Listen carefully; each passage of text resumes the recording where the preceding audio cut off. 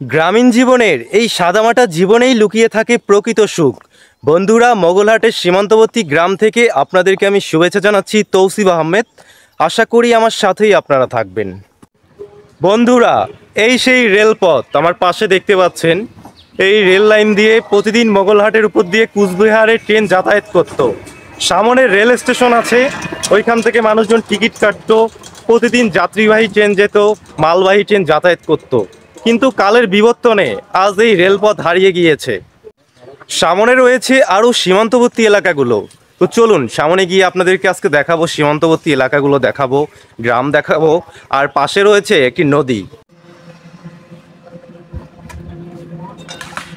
চাচা, আসসালামু আলাইকুম। কেমন আছেন? আলহামদুলিল্লাহ। আপনার বাসা এখানেই? হ্যাঁ, কি করছেন আপনি? ওই বাঁশগুলো যে কাটা লাগে অবস্থা, বাঁশ বাঁশ কাটলেন এগুলো? কোথায় যাবে এই বাঁশ? এবার তো ইয়েতে যাবে, ঢাকায় চলে যাবে এই বাঁশ? ঢাকা তো না, ওই শাটারে কাজ হবে। আচ্ছা, আপনার নিজের? না, কিনে। ও আচ্ছা, কেনা বাঁশ। হ্যাঁ, আচ্ছা, তো চাচা এই রেলপথের সম্পর্কে কিছু জানেন? এই যে রেল লাইন চলে গিয়েছে, এই রেল লাইন চলে গিয়েছে এই পাশ দিয়ে, এই রেলপথের সম্পর্কে আপনি কতটা জানেন? ওই দিন তো ওই যে ছিল যখন গাড়ি বন্ধ হইলো, গাড়ি বন্ধ হয়েছিল। এই পাশ দিয়ে নাকি ভারতও যেত, সবাই বলে। হ্যাঁ, ভারতে যাওয়া যেত এই পাশে, না? হ্যাঁ। ভারতের কোন জায়গায় যেত চাচা? এদিকে আমরা তো দিকে যাই নাই, পাকিস্তান আমলে চলছিল। আমরা কুল পর্যন্ত গেছি, উপাসে ওই পাশে যাওয়া যেত না? বিলালদা গীতালদাহ ভারতে? গাড়িতে চড়ে গেছি, মালগাড়ি, ফিরে আবার খাড়া হয়েছে, চলে এসেছি। এখন আর ট্রেন যায় না? না, না, হারিয়ে গিয়েছে রেলপথটা।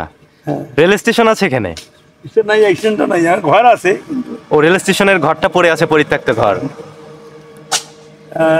তোমার চেকপোস্টের ঘর আছে, মানে ইমিগ্রেশন অফিস? হ্যাঁ, ইমিগ্রেশন অফিসও আছে ওখানে? চেকপোস্ট ছিল, চেকপোস্ট, ঘর আছে, ওগুলো পড়ে আছে না? তারপরে আবার কাস্টম অফিসের ঘরটা পুড়িয়েছে, ওটা পড়ে আছে। ভাঙিচুরি পুড়িয়েছে কাস্টম অফিসে।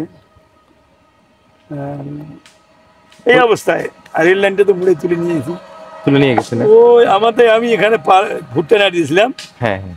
ও আমার লাইনটা ফাঁক করছে, আমি ঘর ছিলাম, কারে খুলে পালাইছি। তখন তুই জানে লোক থাকে, এটা আর খুলে হয়নি। আচ্ছা, চুরি হয়ে গেছে রেল লাইন। আর এখানে যে নদী, নদী আছে নাকি সামনে? নদী, হ্যাঁ। নদীর ওই পারেই ভারত? না, নদীর ওই পারেই ভারত না? হ্যাঁ, নদীটার উপর, নদীটা আমাদের নদীটা বাংলাদেশের? বাংলাদেশে বর্তমানে আসছি। নদীটা বাংলাদেশের, আর ওই পারেই ভারত। ওইটা আর ওপাশে নদী আছে, কুল আছে। কুল আছে? হ্যাঁ, ওটা কুল আছে, ওদিকে নদী ছিল। আমাদের এদিকে এনা বাংলাদেশে এনা ভাঙছে। ওই দুলু যখন ইয়ে ছিল 2001 সালে এমপি ছিল, ওখানে ভাঙছিল। উনি বাদ দিয়ে বান টান দিছে, আটকে নাই।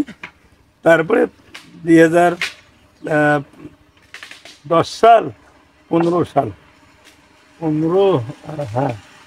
15 সালের দিকে পুরো ভাঙা শুরু। চাচা, এই যে এটাও তো সীমান্তবর্তী এলাকা। হ্যাঁ, তো সীমান্তবর্তী এলাকায় থাকেন, কেমন লাগে আপনাদের? সীমান্তবর্তী এলাকার গ্রামীণ জীবনে আপনারা বসবাস করেন, না, তো জন্ম থেকে আছি, প্রকৃতির সাথে মিলেমিশে আপনারা থাকেন। এখানে আর কোনো যারা স্মাগলার, তাদের না এরকম পালাপাড়ি ভয় হতে। আমাদের এখানে কেউ শাসনও করবে রাখি না, জিজ্ঞাসাও করে না, যে সৎ পথে চলে তার কোনো ভয় নেই। না, কোনো ভয় নেই। খুব সুন্দর আছে। যারা স্মাগলার, ওই ফেন্সিডিলের ব্যবসা করে, ওটা আমরা ধরে দিই। আচ্ছা, কারণ সমাজ নষ্ট হয়ে যায়। সে তো অবশ্যই, অবশ্যই স্বভাবগুলা ছেলেরা নষ্ট হয়ে যায়। ওটা আবার পুলিশের নাম্বার নিয়েছিলাম, খবর দিই, ওরা আসিয়া আক্রমণ করে। আচ্ছা চাচা, ভালো থাকবেন আপনি। আসি, আসসালামু আলাইকুম। আপনারা বন্ধুরা, আমি এই মুহূর্তে দাঁড়িয়ে রয়েছি মোগলহাট রেল স্টেশন। এই সেই পরিত্যক্ত রেল স্টেশন, এখনো কালের সাক্ষী হয়ে রয়ে গিয়েছে। তো দেখুন, এই যে রেল স্টেশনটা এখনো পরিত্যক্ত অবস্থায় রয়েছে। তো রেল স্টেশনের টিকিট কাউন্টার এটাও পড়ে রয়েছে। তো এই দেখুন, এই যে এখানে দেখা যাচ্ছে, এই দেখুন, এখান থেকে মানুষজন আগে টিকিট কাটতো। তারপরে এই যে এই পাশে দেখা যাচ্ছে, এখান থেকেও টিকিট নিত। নেওয়ার পরে এখান থেকে মানুষ টিকিট নিয়ে ডাইরেক্ট কুচবিহার যেত, গীতালদাহ যেত, ভারতে চলে যেত ডাইরেক্ট। আর এখানে দেখা যাচ্ছে ব্ল্যাকবোর্ড, এখানে হচ্ছে ট্রেনের সময়সূচি দেওয়া আছে, কখন কোন ট্রেন ছেড়ে চলে যেত। আজ এই রেলপথ পড়ে রয়েছে কালের সাক্ষী হয়ে, পরিত্যক্ত অবস্থায়। এই দেখুন, এই যে টিকিট কাউন্টারগুলো এখানে। আর এই পাশে দেখাই, এই পাশে হচ্ছে রয়েছে যে যাত্রীরা এখানে বসে থাকতো। এই যে আমার ঠিক এই পাশে দেখুন পিছনে, এখানে যাত্রীরা বসে থাকতো, ট্রেনের জন্য অপেক্ষা করতো। ট্রেন এখান থেকে ছেড়ে যেত, প্রতিদিন 2টা ট্রেন যাতায়াত করতো। কিন্তু এখন ট্রেন আর যায় না, মানুষেরও আর এখানে গ্যাঞ্জাম নেই, কেমন যেন সুমসাম একটা পরিবেশ। এই দেখুন আমার পিছনে দেখা যাচ্ছে, এই যে দরজাটা দেখা যাচ্ছে, এর ভিতরেই এখানে ঢুকে ভিতর থেকেই টিকিট দেওয়া হতো, আর এখানে স্টেশন মাস্টার বসতো। কিন্তু আজ পড়ে রয়েছে, কিছুই নেই। বন্ধুরা এই দেখুন, এই যে রেল স্টেশনের পাশে রেল লাইনটাও রয়েছে, তো রেল লাইনের উপর দিয়ে অনেক বাসাঘর হয়েছে। আমি হাঁটছিলাম মোগলহাটের সীমান্তবর্তী গ্রামের পথ ধরে, বাতাসে হালকা ঠান্ডার আমেজ। একসময় চোখে পড়ল পুরনো একটা রেল স্টেশন, সময়ের ভারে নুয়ে পড়া এক নীরব সাক্ষী। একজন বৃদ্ধ চাচার সাথে কথা বললাম। চাচার ধূসর দাড়ি, চোখের কোণে জমে থাকা পুরনো দিনের গল্প। আমি জানতে চাইলাম এই রেল স্টেশনের ইতিহাস কি। চাচা বললেন, একটা সময় ছিল এই লাইন দিয়ে ট্রেন আসতো লালমনিরহাট থেকে মোগলহাট, তারপর ভারতের গীতলদহ কুচবিহার পর্যন্ত। ব্যস্ত সময়ে কাটাতো এখানে মানুষ, গরুর গাড়ি আসতো, কুলিদের হাঁকডাক শোনা যেত। এখন দেখো কেমন ফাঁকা হয়ে গেছে। আমি তাকালাম চারপাশে, লোহার রেল লাইন জায়গায় জায়গায় উধাও।